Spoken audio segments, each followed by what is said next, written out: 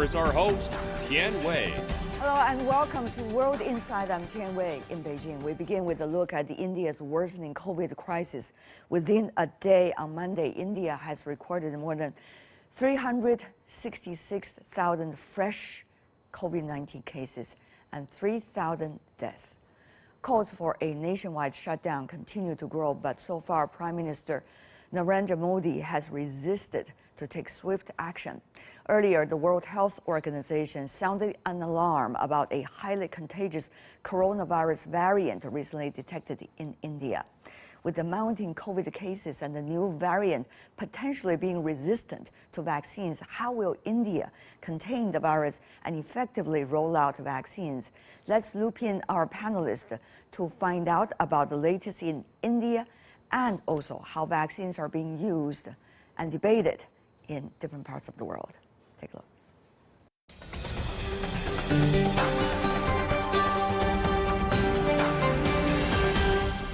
For more on the latest with COVID-19 pandemic, joining us in Seattle, Dr. Alice Kim Kyung-tan, internist at Ms. Medi Women's Hospital from South Korea. In Mumbai, Sanjeeva Srivastava, professor from Indian Institute of Technology in Bombay. In Philadelphia, Professor Glenn Golton, director of the Center for Global Health with University of Pennsylvania. In New Haven, Xi Chen, associate professor from Yale School of Public Health. Welcome. So, Mr. Srivastava, we were talking to one another 2 days ago. Tell us more about the latest in India. All right. Well, I would say that it has not changed drastically what we discussed, a week ago versus now, because we still see very high surge of the numbers, and we don't see, very drastic change in terms of overall what we have seen earlier. Major thing that at least international support has started coming in now. Quite a bit of international community has started supporting, and also I would say that people have started knowing, that this is the not same virus what we have seen earlier. So this is a much rapidly growing virus. So now they are getting more educated, and probably they are taking more preventive measures ahead of time. Okay. I'd like to quote here in the same line that yesterday itself, one of the states here, Goa, their health minister declared that, now people should start taking the antiviral medicine ahead of time. Since you talk about Goa, I understand every 2 people tested in that state, one of them tested positive for COVID-19. And that is only about the people that have the possibility to be tested. So, Mr. Srivastava, how much percentage of the population do you think COVID-19 is really spreading in India from the numbers and also on-the-ground analysis? I think asymptomatic cases are much larger as compared to what we see the symptomatic and severe cases, because most of the people are still quite mild, and many times I don't think they are even going for testing, given the so much delays of the testing and the hurdle of all lockdown. So community is much larger infected as compared to what even people know about it. Large number of people from the same family, if anybody is carrying infection, they will all be pretty much asymptomatic. Some are already showing symptom, some are asymptomatic. So I would say really huge population has already been infected by now. Right. And especially in some metro states, especially like Delhi and Mumbai, some of the major cities, when we see huge surge, I think, a large population is already infected. Complete lockdown, that's what some of the health experts have been suggesting. Do you think India is into that idea, briefly?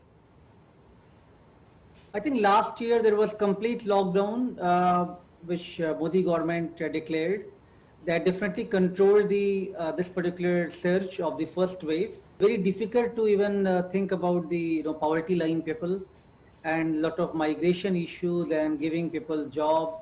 So I think considering all that, this time so far the strategy has been different. Do lockdown into those places where there is high surge and where things are uncontrolled. Yeah. But rather than not to have a complete countrywide lockdown.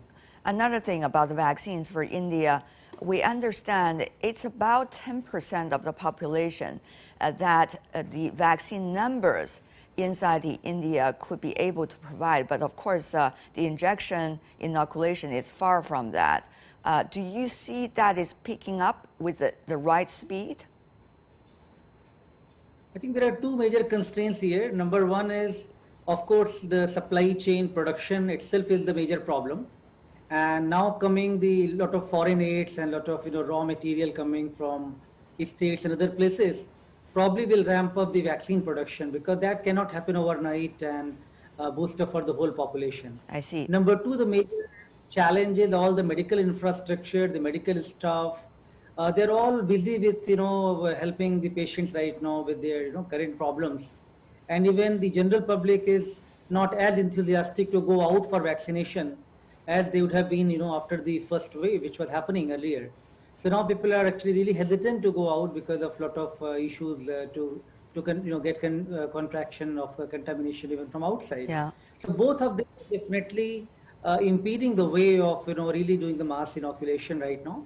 But hoping that maybe in a month or so, if situation improves here for the second wave, and while we are already getting lot of vaccine production getting boosted up, probably the mass production may happen by June end and July. June and July, that's what you're looking at. Last question to you for this round. What about the hospitals? There were reporting in the media. I do not know whether it's true or not, because sometimes the media reports tend to be very much exaggerated, sometimes it's understated. The situations in most of the Indian hospitals are overwhelming, of course, but on the other hand, there are not enough provision of any support to the patients, and many patients would love to get out of the hospital. They would prefer to go back home. What would that mean? Is it true? Well, I think that's up to a certain extent, it's quite true that most of the medical infrastructure was already very limited. Given this immediate problem, which was, we were not prepared for it. Yeah. All of a sudden, ramping up so many ventilators and oxygen tanks supplies, everything was not to the same proportion what we have seen right now in the second wave. So definitely medical infrastructure has been limited. If you see yourself here as one of the family member for a patient whose oxygen level is really going down, then you will see how much challenge you have to face to move around to different hospitals to really find a bed or to really find any aid. So that is definitely a reality. But nevertheless, I think most of the people are already now getting quite a bit educated themselves, because knowing the situation, most people are already measuring these things themselves all the time. Like they're now routinely measuring their oxygen level and looking at all the body parameters, so that only at the dip point they're able to take the medical assistance. Otherwise, they are doing more home medication. Got it. Thank you so much for briefing all of us about the latest as you see in India. Let me go to the other panelists. Of course, India is top on the priority in terms of crisis of COVID-19. Ms. Tan, tell me more about your thoughts. What would India's development mean for the rest of the world? I think what's going on in India is a huge wake-up call, a huge warning to the international community in terms of how we need to stay humble, and also that we need to be very cautious in our measured return to normal life, especially regarding gatherings, gathering indoors, but also outdoor gatherings of large numbers of people. I think the ripple effects are twofold, many, but the main are twofold. The first is the spread of the variants of the virus to the entire Indian subcontinent and also the neighboring countries that share a border with India. That includes Afghanistan, Bhutan, Bangladesh, Nepal, Myanmar, China. Some of these countries, in terms of readiness for a huge surge of COVID-19, their readiness may be questionable, and certainly in terms of population density, for example, Bangladesh, if a similar situation as what's going on in India were to explode in Bangladesh, it would also have catastrophic consequences. The Absolutely. second ripple effect, of course, has to do with vaccine production, because the world's largest vaccine manufacturer, the Serum Institute, is located in India. And they had contracted to export more than 1 billion doses of the AstraZeneca vaccine. But of course, with everything that's going on domestically, and also their own factories not being able to ramp up production, many countries around the world are now waiting and wanting for vaccines. This is a devastating situation. We've already seen some kinds of opening up in different parts of the world, but what is going on right now may further delay that process, isn't it, Mr. Golton? To what extent?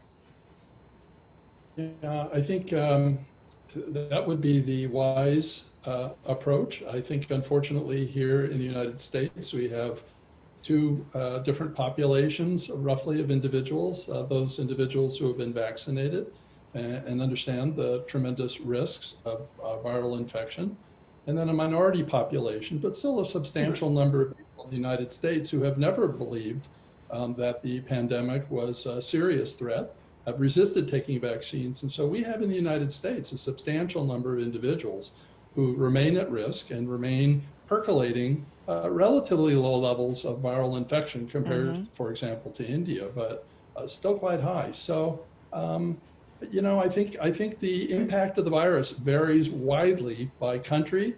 The role that the governments have played in the different countries in communicating the very dangers of this virus, and the rollouts of the vaccines. Mr. Xi Chun, tell me more about your thoughts on this. Earlier, we heard that Dr. Tan also mentioned about the impact on the neighboring country, China, of course, bordering India. So far, the number is still low, but what kind of challenge does it mean for that subcontinent and also for the world current situation fighting COVID-19 with the variant? I think there's still a large uncertainty about this wave of surging. The world has been closely watching because the number of deaths and infections are both undercounted due to the stress to the healthcare system in India.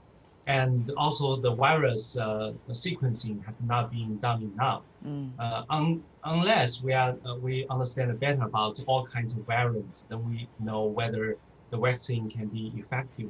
But so far, some evidence without peer review shows that the mRNA vaccine and the AZ vaccine and even India's the local Covaxin vaccine are still effective against the new variant in India. But more studies need to be done because all those evidence are from the lab, not the large number of studies. And as the vaccine maker, I think India is in a very special situation because it's a major vaccine maker. It will affect tremendously about its production. And also it will, since India has been in an emergent situation, the surrounding countries will be having a higher demand. Right. So the higher demand and shorter supply in the vaccine will both driven the shortage further in the vaccination. Dr. Tan, we see earlier there was the hope that the vaccine will be able to handle at least some of the most variants we've seen in the UK, for example, in Brazil and some of the other places. But now we are seeing a clear trend that the vaccine and the research of vaccine could hardly catch up with the outbreaks. So relying on the vaccines, will that be the real solution for all of us, or closing the border will be the only solution? Well, as it's been up until now, it's going to take a multifactorial approach. However, when we're talking about vaccines and the variants, some of the variants are what we call escape variants, and some of the variants are non-escape variants. So the D614G and the B117, these are the Wuhan and the UK variants. These seem to be fairly well covered by the current vaccines. And so when we're talking about countries that have predominantly these variants circulating, then using any of the vaccines really that are on the market should protect against these variants.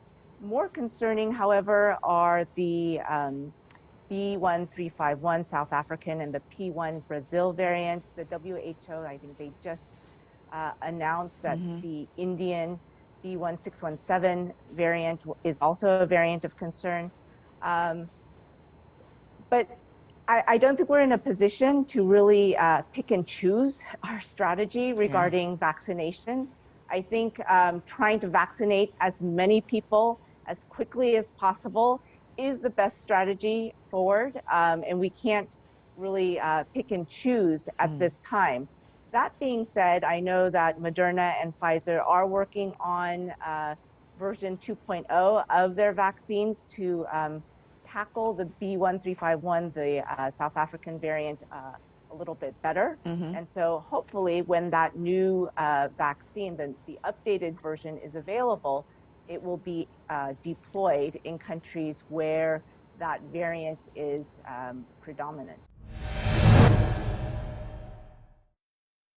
Professor Golden, we see the WHO has been adding to its list of emergency use of vaccines, including some of those now latest from China even. So how do you see the more diversity of the vaccines will be able to help with the current crisis that we're seeing rolling out right now? The more vaccine, the better. And while there is some variation in the effectiveness of the different vaccines, for example, the most efficacious are the mRNA Pfizer Moderna vaccines at well over 90%. The least efficacious are the Sinopharm and Sinovac vaccines, which are between 60 to mid 70%. But that's still enough compared to no protection. I actually think the bigger risk here is as the infections continue to percolate, there's no selective pressure. The virus is mutating randomly in non-immunized people. The danger to me is in immunized people who very small percentage of them, well under 0.1%, can be infected. And then there's a selective pressure in those individuals, even if a very small number get infected, that the virus would mutate and be under pressure to directly evade immune detection generated by the vaccines. And that's the real danger beyond the catastrophic loss of life as this virus continues to percolate around the world.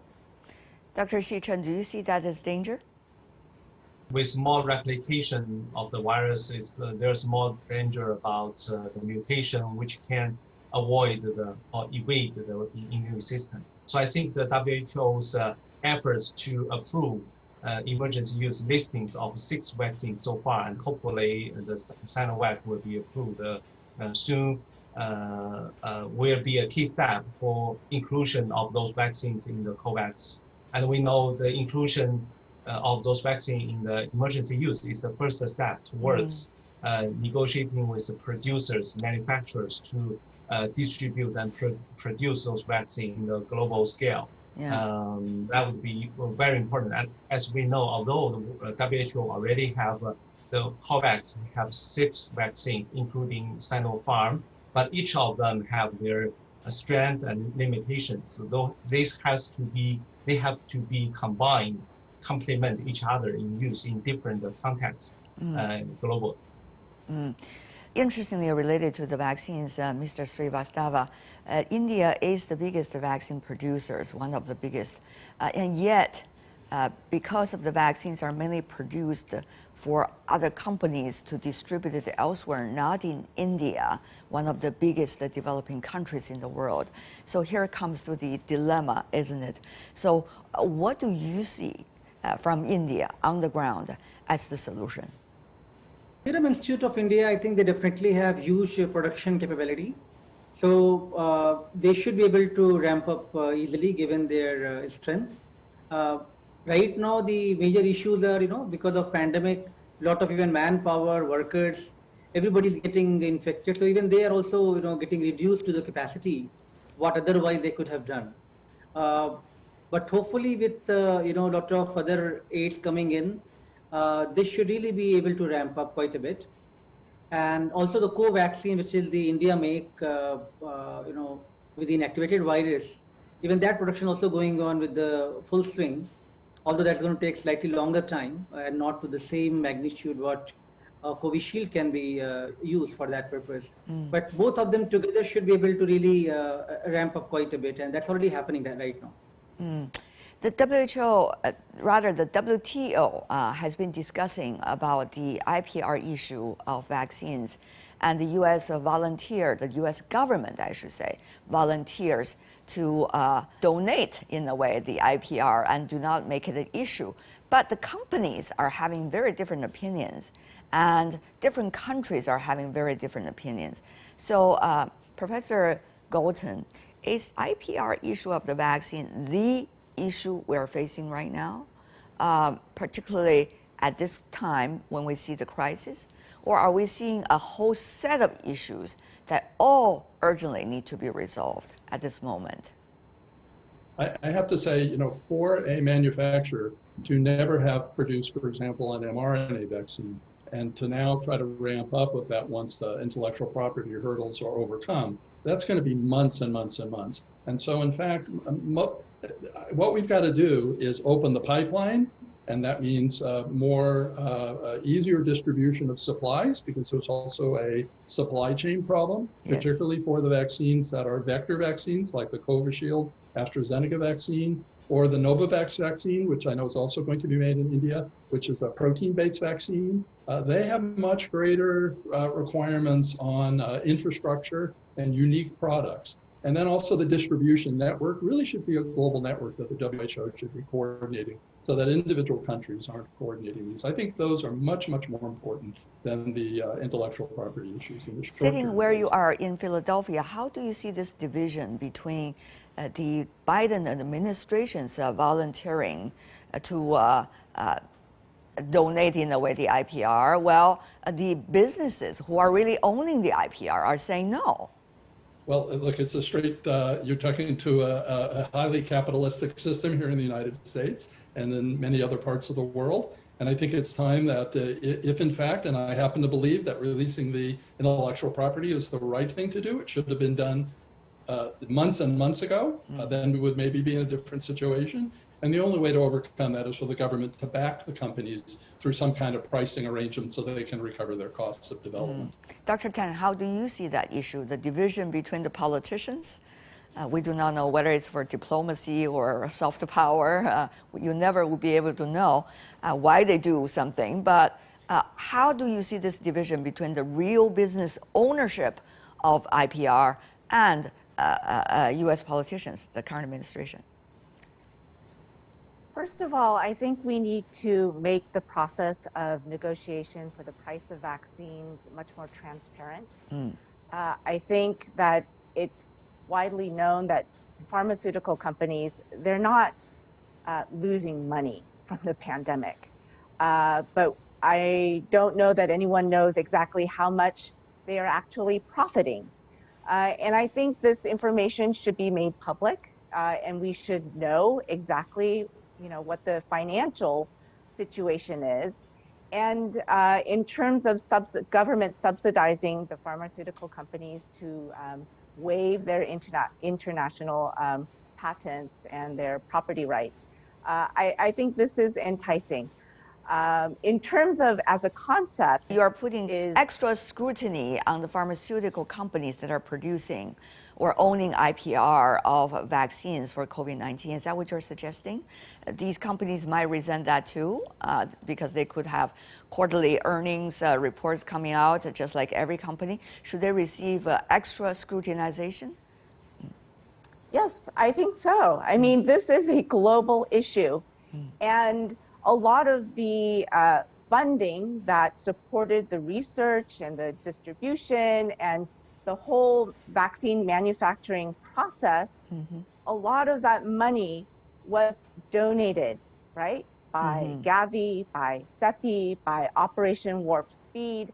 And so I think the public, because there was so much government money poured into the development of many of these vaccines, I think the public, they are owed a right to information regarding, profits and the financials of where the companies stand. In terms of technology transfer and licensing, I was asked this question yesterday by a radio program in Korea, and the question was, would this lead to vaccine self-sufficiency in South Korea? And my answer is yes. If all of the vaccine manufacturers in South Korea, say, started to manufacture the Johnson & Johnson vaccine, which is a one-shot vaccine, I think, in a matter of months, weeks to months, we could have vaccine self-sufficiency. That, of course, is if the supply chain, were to support this. Yeah. But we have factories, we have manufacturing capacity. The thing is, we know already which vaccines work. Yeah.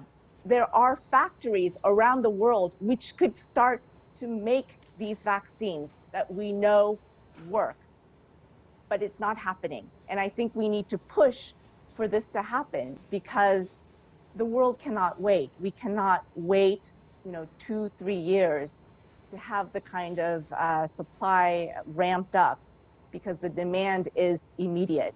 We can't wait. Dr. Chen, how do you see that question? We definitely want to make it more affordable to every corner of the world, but we don't want to simply waive the patent fee to disincentivize producers to take the big risk to make innovative pharmaceutical products in this pandemic and the next ones. And we want to give them fair compensation, and without doing that, simply giving the patent waiver, will not only disincentivize them, but also in the near term may also set up worldwide rates for raw material competition, and everyone will be competing for raw materials, which may further threaten the safety and efficient manufacturing of COVID shots. And we know that there's a large black market, underground market, that producing all kinds of vaccines. And since the patent fee is waived, then everyone can produce, and we have no control about the safety and quality. And I think the major producers are try their best to make sure they can ramp up the production. But given the disincentives, I'm not sure how they can better prepare for their mass production.